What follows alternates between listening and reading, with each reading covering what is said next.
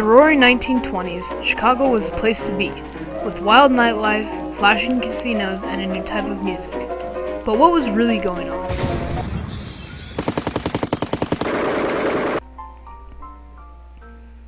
Corruption and Prohibition era have made Chicago a key location for criminal activity.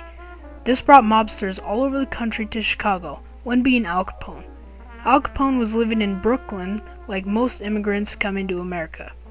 When his boss Torrio was called to Chicago by his boss Jim Colosimo, Al Capone came with him. At the time, Big Jim Colosimo was in charge of the Chicago Outfit, a brutal but well-profiting Chicago gang. Torrio took full leadership of the gang when Big Jim Colosimo was unexpectedly killed by an unknown assassin.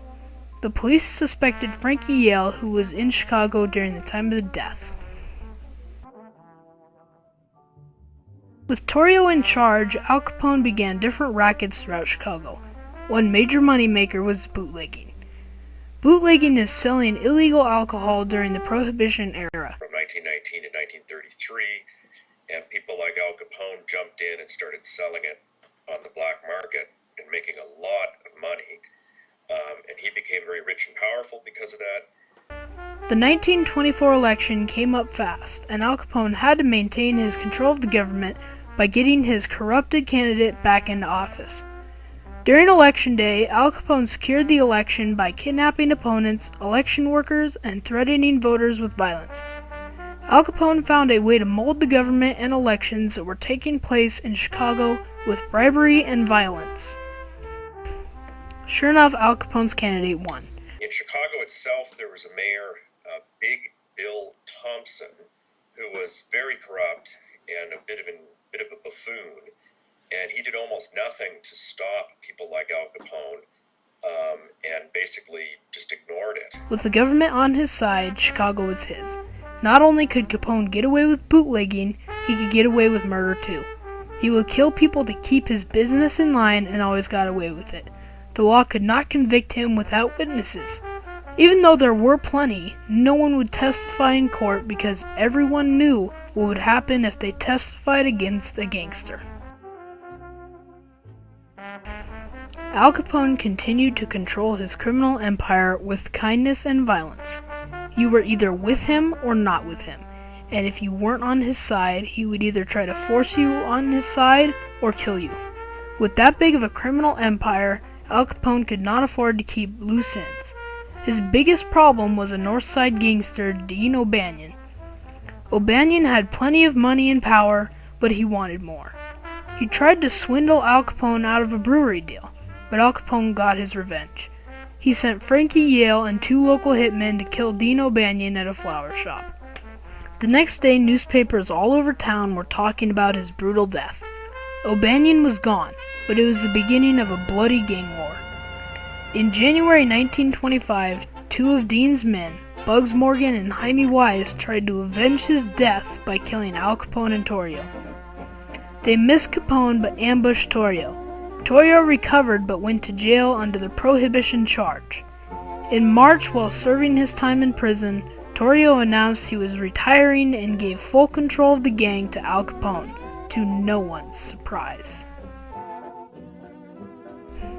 In February 14th, 1929, 7 men from the North Side gang went to their warehouse on 2112 North Clark Street to buy whiskey.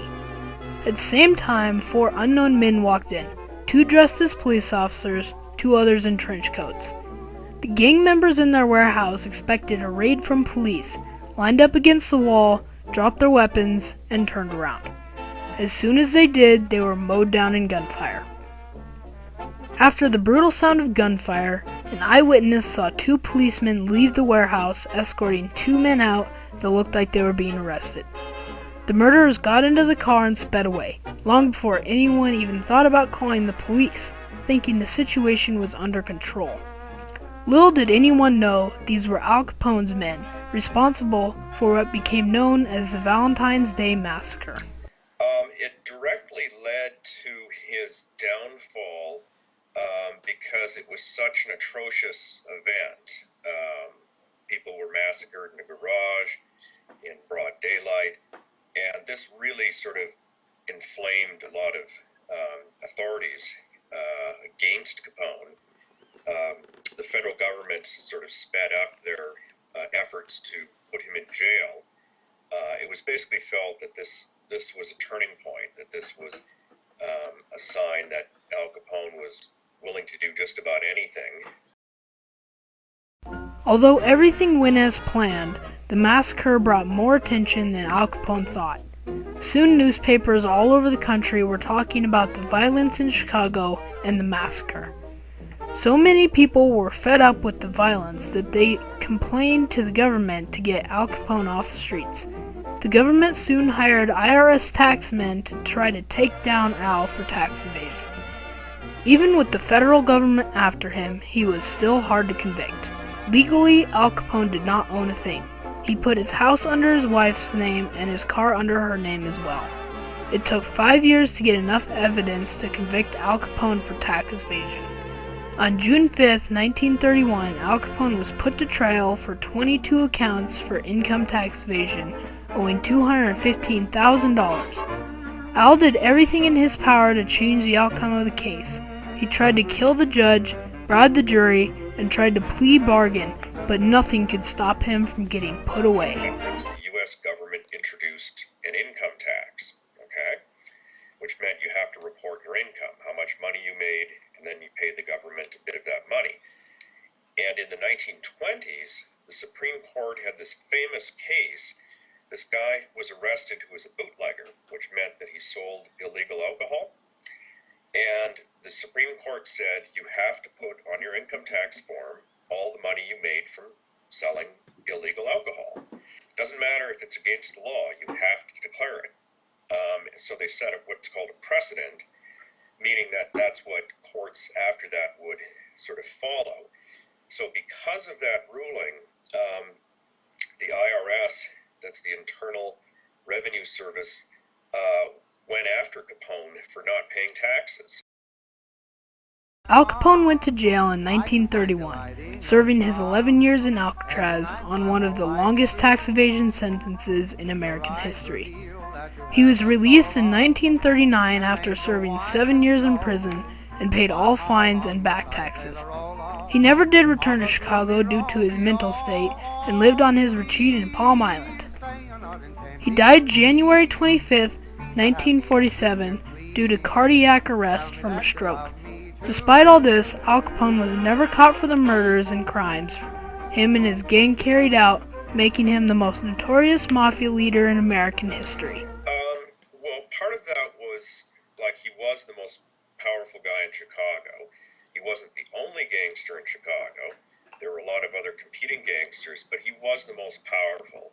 The St. Valentine's Day Massacre helped make him the most powerful. But he also had a very good sense of his own image, his own publicity, that he would talk to reporters, he'd pose for photographs for the newspaper. He was very aware of his image, and he would do things to try to look like a nice guy. When the Great Depression hit in 1929, Al Capone opened up soup kitchens in Chicago. This is a place you could get a free meal if you were unemployed, like if you weren't working. Those people were very hungry. Some of them were starving. And so here's Al Capone buying free food for people. And the idea was that people will think, wow, what a great guy Al Capone is. Even though Al Capone was gone, Chicago was never the same. The violence Al Capone and his gang brought changed people's opinion on Chicago forever. After all the major crimes Al Capone was linked to, such as murder, pimping, game fixing, and bootlegging, he found a way to get around the law and not get caught. Al Capone's legacy exposes the government's failure to do its job and protect its citizens of Chicago and letting a mobster gain control of the city. This is how one man found the biggest flaw in the U.S. government in American history. Due to this, his leadership and legacy will never be forgotten.